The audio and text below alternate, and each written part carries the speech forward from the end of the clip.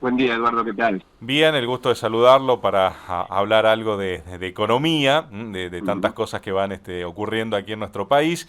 Y bueno, hay un dato que es necesario tener en cuenta y que señala que durante los últimos 2 años el ingreso que reciben los trabajadores precarizados cayó un 15%, Blackmar. Sí, es así. Bueno, los trabajadores precarizados, hola. Sí, lo escucho. Sí, claro, a ver, los trabajadores precarizados que son nada menos que el 35% de la población económicamente activa, son casi 6 millones de trabajadores, es un número muy importante y en efecto, según el INDEC, el año pasado fueron los únicos que le ganaron a la inflación, esto es llamativo, dicen que le ganaron por 2,9 puntos, pero este año perdieron 17,3 puntos. Claro, son trabajadores que no tienen paritarias, que no están resguardados por ningún sindicato y bueno, están a expensas del mercado. Lo cierto es que son los trabajadores que más perdieron este año porque los registrados, que son también 6 millones, aparentemente, según el INDEC, le estarían empatando a la inflación, en algunos casos con los gremios más fuertes ganándole, por pocos puntos, pero ganándole. Ahora, no es el caso de los trabajadores precarizados que están en esta verdadera situación de emergencia, ¿no? Mencionaba el universo, ¿qué cantidad de trabajadores precarizados hay en el país? 6 millones son. 6 millones, un número importante, ¿no? Sí, claro, Significativo. sí, Eh, claro. y bueno, a ver, de acuerdo a los datos del INDEC también, precisamente, Blackmar, este universo de trabajadores precarizados está por debajo de la línea de la pobreza. Sí, efectivamente. A ver, los últimos datos, son de junio, los últimos datos de la Ujú. encuesta permanente de hogares daban que el ingreso promedio era de 24.300 pesos.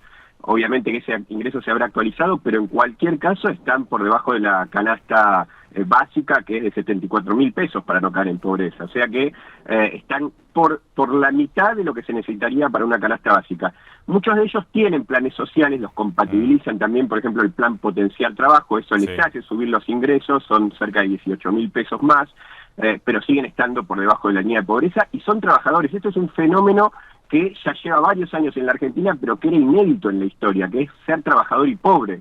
A ver, hasta mediados de los 70, los pobres eran aquellos que eran desocupados, ¿no? Claro. Que no tenían trabajo, y era un número, por supuesto, cercano al 3%, era marginal. Hoy en día no solamente que son muchos, Mm, sino que además son trabajadores. Por eso es que hay una gran confusión en muchos casos cuando se habla de la gente que recibe planes sociales, porque se cree que esos planes sociales la desincentivan al trabajo, y lo cierto es que la mayor parte de ellos trabajan, reciben el plan social que no les alcanza, por supuesto, para sostener a una familia, y hacen changas, hacen, bueno, trabajos de cartoneo, y en cualquier caso están ganando cifras que así todo no les permiten salir de la pobreza, ¿no?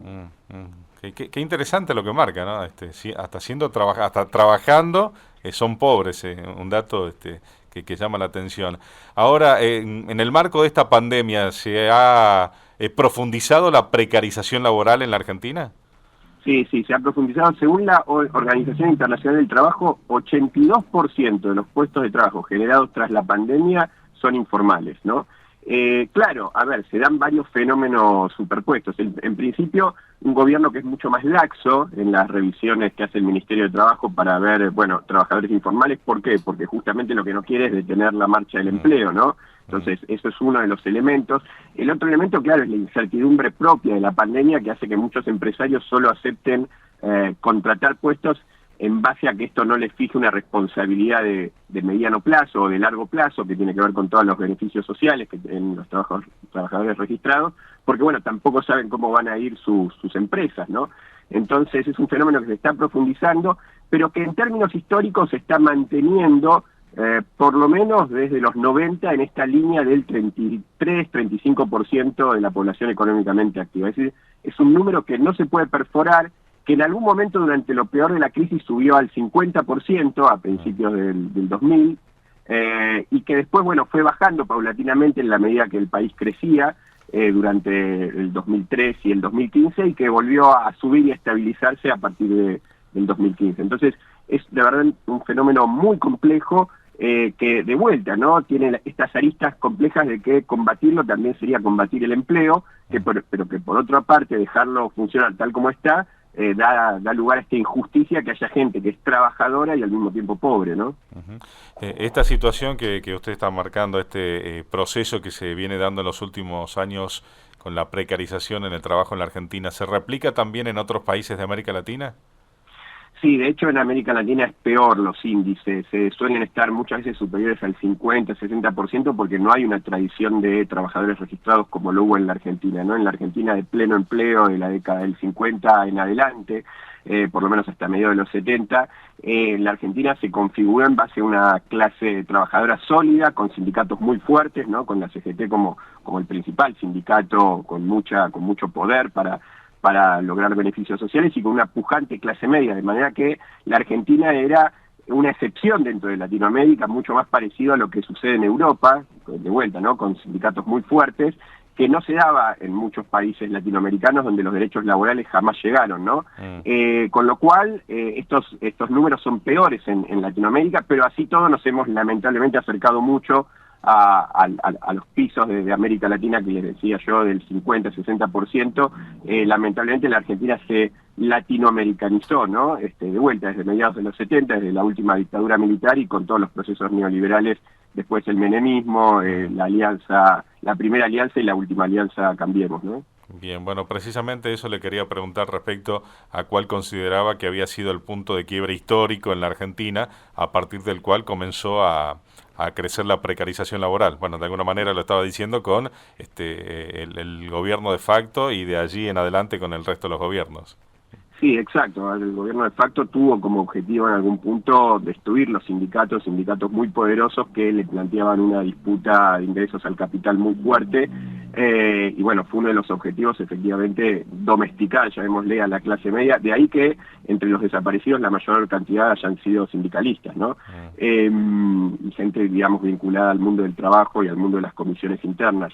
Ese fue, digamos, más allá de una opinión, son los datos duros, ¿no? Que marcan ahí el crecimiento muy fuerte de la pobreza y la precarización laboral, y es un fenómeno que nunca más llegó a revertirse. Por supuesto que hubo periodos, como decíamos, periodos de crecimiento en los primeros años de este siglo, que favorecieron, porque el mismo crecimiento económico favorece que en muchos casos se empiecen a regularizar algunos trabajadores que están hace bastante tiempo en pymes que van creciendo, y entonces los regularizan, además de inspecciones, ¿no?, laborales, pero nunca se logró llegar a lo que era previo al 76, que la verdad que era un sistema bastante modelo, ni hablar para Latinoamérica, con el grueso de los trabajadores. Si bien ahí no había tantas estadísticas como hoy en día, pero estaba claro que trabajador pobre no existía y trabajador precarizado era también un aspecto marginal. El grueso de los trabajadores estaban en regla. Digamos que también son procesos globales, ¿no? Digo, es también el proceso de desindustrialización que tienen muchos países en función de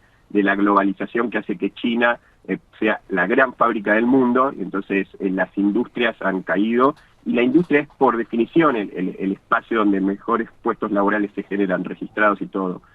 Todos los demás rubros de la economía, ni hablar el primario, el del campo, trabajan mucho más con este sistema de trabajadores precarizados, ¿no?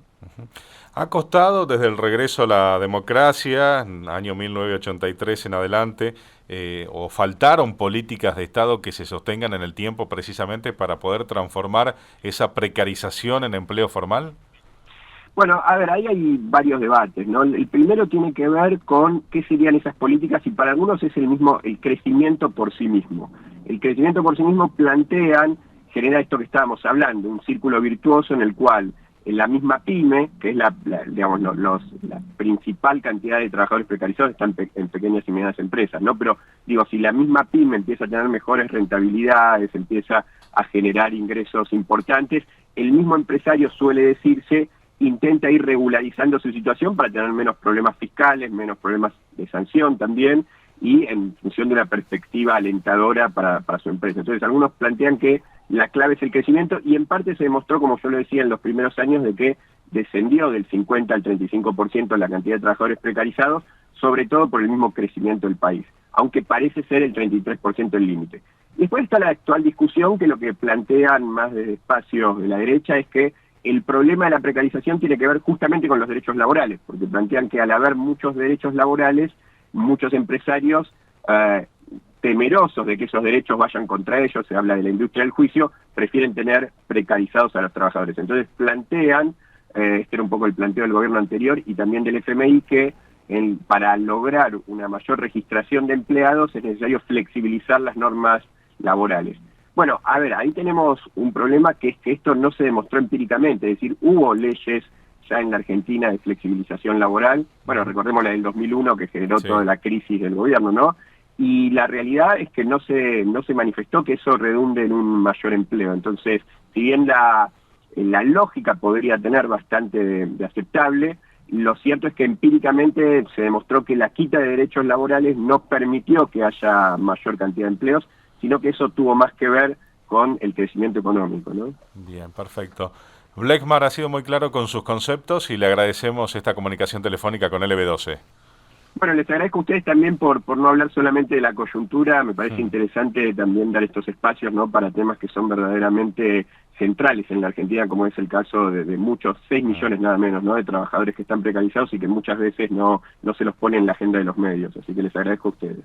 Muchas gracias, que tenga buen día. Hasta luego.